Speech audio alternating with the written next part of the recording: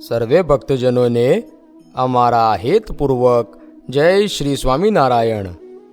અદ્ભુતાનંદ સ્વામીની અદ્ભુત શ્રીજીને સર્વોપરી અને સર્વાવતારી ઉપાસના.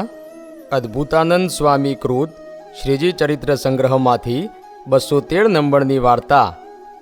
એક દિવસ શ્રીજી મહારાજ વડતાલમાં લક્ષ્મીનારાયણ દેવના મંદિરને સન્મુખ લીમડા હેઠે સભા ભરીને બેઠા હતા.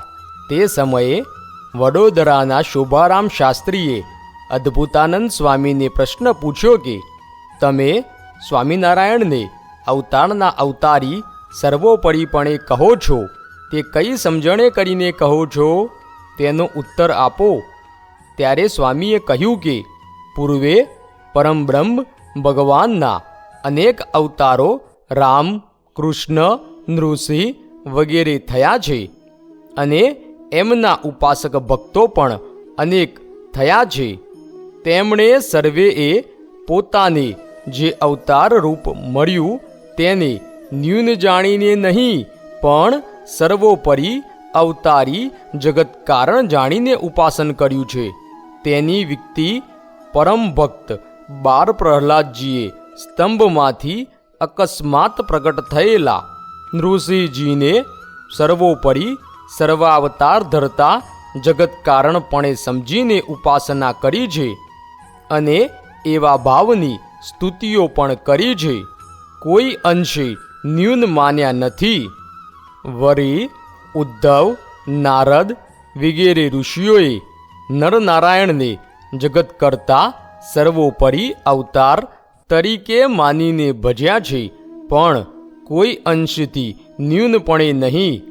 એ જ રીતે ભરતજી, લક્ષ્મણજી, વિભીષણ વગેરે ભક્તોએ રામચંદ્રની ઉપાસના જગત કરતા સર્વાવતાર ધરતા સર્વોત્તમપણે કરી છે અને એવી જ સ્તુતિઓ કરેલી શાસ્ત્રોમાં ગૂંથી છે.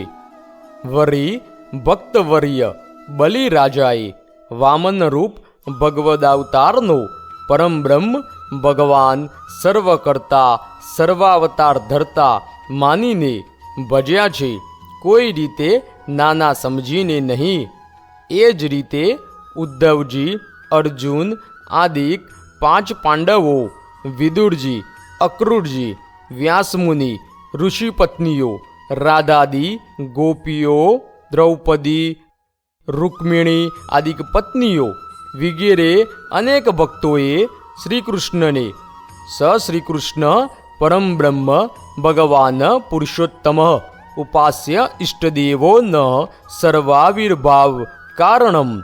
આ શ્રીમુખના કહ્યા મુજબ પરમબ્રહ્મ ભગવાન પુરુષોત્તમ સર્વાવતાર કારણપણે ભજ્યા છે, કોઈ પ્રકારે નાનાપણે નહીં.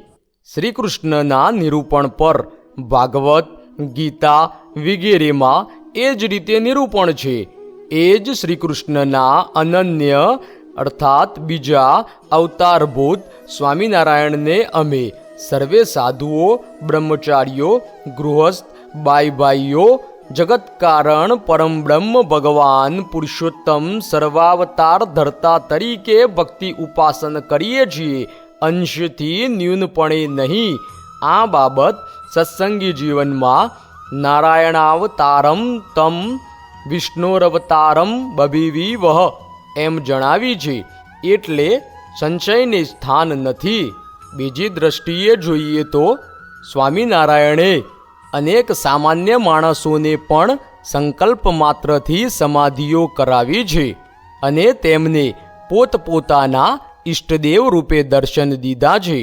વળી સંપ્રદાયના આશ્રિતોમાં ધર્મ, જ્ઞાન, વૈરાગ્ય, ભક્તિ આદિકની સુવ્યવસ્થા શાસ્ત્રાનુસારી સંસ્થાપી છે. વળી ત્યાગાશ્રમની પણ સર્વોત્તમ વ્યવસ્થા સ્થાપી છે. વગેરે અનેક કારણોને લીધે સ્વામિનારાયણને અમે પરમબ્રહ્મ પરમાત્મા સર્વાવતાર ધરતા માનીએ છીએ. આ વાત બહુ ઝીણી હોવાથી એકદમ સમજાય એવી સહેલી નથી. આ રીતે અદ્ભુતાનંદ સ્વામીએ મહારાજની સર્વોપરિતાની વાત સમુચિત કરી. તેને સાંભળીને શ્રીજી મહારાજ તથા સર્વ સંતો, હરિભક્તો તથા શોભારામ શાસ્ત્રી વગેરે રાજી થયા. પછી તે શાસ્ત્રી સ્વામિનારાયણને ઘણા સ્નેહથી પગે લાગીને બોલ્યા કે તમારી વાતના શ્રવણથી અમારો સંશય સંછિન્ન થયો. એમ કહીને ઉતારા પર ગયા અને મહારાજ જમવા પધાર્યા અને સંતો પણ ખાવા ગયા. સ્વામિનારાયણ હરે, સ્વામિનારાયણ હરે.